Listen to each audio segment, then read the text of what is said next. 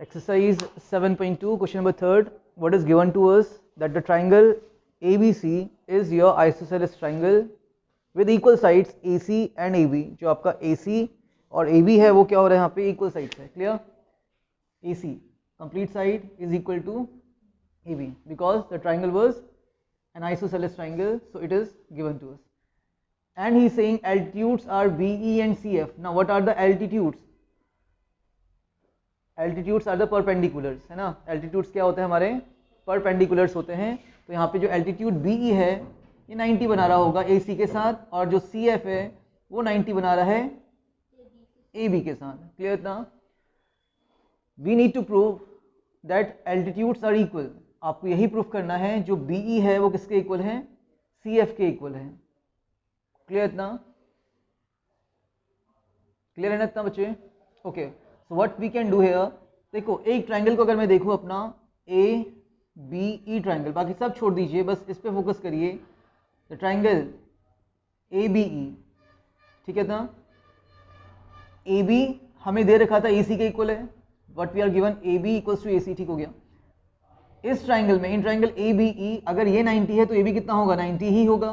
That side is your 90 degree. ठीक है, हम इसको हटा के यहाँ पे ऐसे लिख सकते हैं और सिंपली हम इसको एंगल डाल देते हैं. Angle 1 is 90.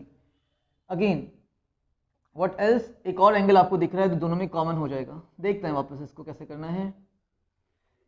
तो प्रूफ कर रहे हैं in triangle ABE and second triangle is, अगर हम ABE बोल रहे हैं तो यहाँ पे हम ACB बोलेंगे बच्चे. In triangle ABE and ACB, इसमें देखिए क्या क्या हो रहा है आपके पास. तो पहले तो एंगल 1 एंगल 2 के इक्वल होगा. In this triangle ABE angle 1 is 90 degree and in triangle ACF angle 2 is 90 degree. तो angle 1 equals to angle 2 and both are equals to 90 degree. It was given to us. Altitude से आपके given है आपको. Second thing आपका इस triangle में, in triangle again ABE में, है ना, एंगल 1 ले लिया हम लोगों ने, हम एंगल A पे जा रहे हैं. Angle A in triangle ABE, और देखिए ACF में भी कौन सा एंगल आ रहा है, ACF होगा ना, नॉट B, ACF. तो ACF में कौन सा एंगल आ रहा है, अगेन एंगल A आ रहा है इन दिस ट्राइंगल. तो both in both the triangles angle A is common.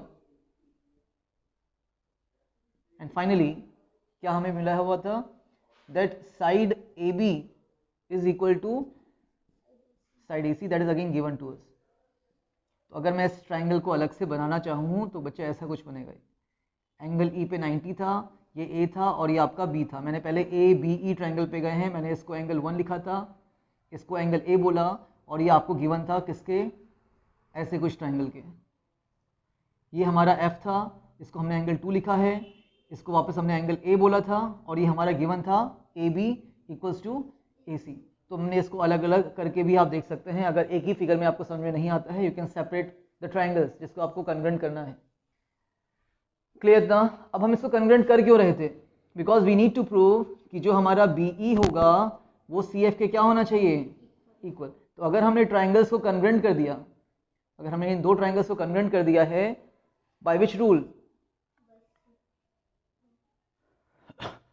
angle side, first angle, the second angle of the first triangle and the side of the first triangle is equal to angle side.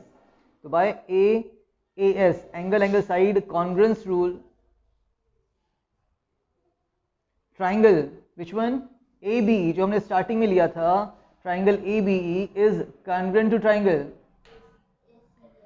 and by CPCT what we can say कि जो आपका BE होगा वो किसके equal आएगा, CF के equal आएगा. That means the altitudes are equal. That means BE equals to CF हमने कर दिया, और इसका मतलब क्या है कि हमारे जो एल्टीट्यूड्स होंगे वो इक्वल होंगे.